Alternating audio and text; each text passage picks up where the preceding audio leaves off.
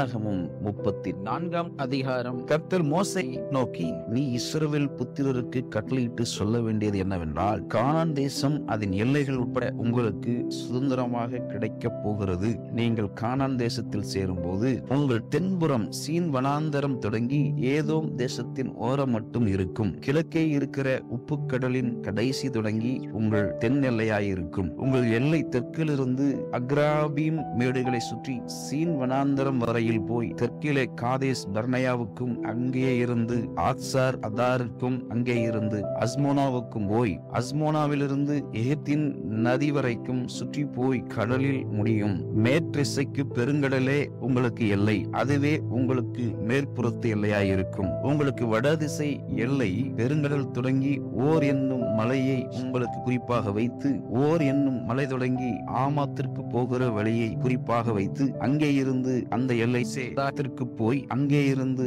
அது சிப்ரோனுக்கு போய் ஆத்சார் ஏனானிலே முடியும். அதுவே உங்களுக்கு வடபுறத்து எல்லையாயிருக்கும். உங்களுக்கு கீழ்த்திசை எல்லைக்கு ஆத்சார் ஏனானிலிருந்து சேப்பாமை குறிப்பாக வைத்து, சேபாமிலிருந்து எல்லையானது ஆயிக்கு கிழக்குள்ள ரிப்லா பரியந்தமும் அங்கே இருந்து கின்னரேத் கடல் பரியந்தமும் அதன் கீழ் கரையோரமாய் அங்கே இருந்து யோர்தான் பரியந்தமும் போய் உப்புக்கடலில் முடியும். இந்த சுற்றெல்லைகளுடைய தேசமே உங்களுக்குரிய தேசம் என்று சொல் என்றார். அப்பொழுது மோசே இஸ்ரவேல் புத்திரரை நோக்கி, 9 கோத்திரத்தாருக்கு கொடுக்கும்படி கர்த்தர் கட்டளையிட்டதும் நீங்கள் சீட்டு போட்டு சுதந்திரத்துக் கொள்ள வேண்டியதுமான தேசம் இதுவே. ரூபன் புத்திரர் தங்கள் பிதாக்களுடைய வம்சத்தின்படியும், காத் புத்திரர் தங்கள் பிதாக்களுடைய வம்சத்தின்படியும் தங்கள் சுதந்திரத்தை பெற்றுக் கொண்டதும் அல்லாமல் மனாசேயின் பாதி கோத்திரத்தாரும் தங்கள் சுதந்திரத்தை பெற்றுக் கொண்டார்கள். இந்த 2.5 கோத்திரத்தாரும் சூரியோதய திசையாகிய கிழக்கே எரிகோவின் அருகேயுள்ள யோர்தானுக்கு இப்புறத்திலே தங்கள் சுதந்திரத்தை பெற்றுக் கொண்டார்கள் என்றார். மேலும் கர்த்தர் மோசேயை நோக்கி,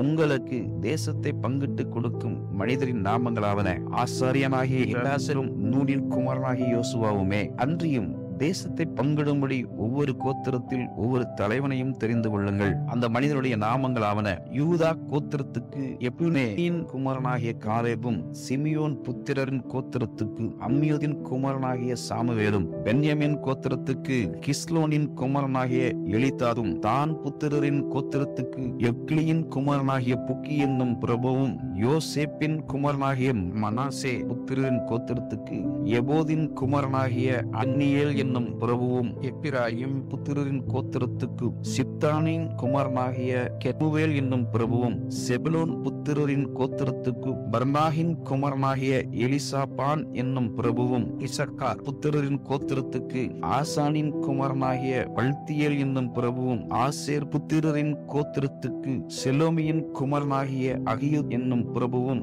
நப்தலி புத்திரரின் கோத்திரத்துக்கு அம்மியூதின் குமாரனாகிய பெதாக்கேல் என்னும் பிரபுவுமே என்றார். கானான் தேசத்திலே இஸ்ரவேல் புத்திரருக்கு சுதந்திரங்களை பங்கிட்டு கொடுக்கிறதற்கு கர்த்தர் கட்டளையிட்டவர்கள் இவர்களே என்பதே. ஆமென்.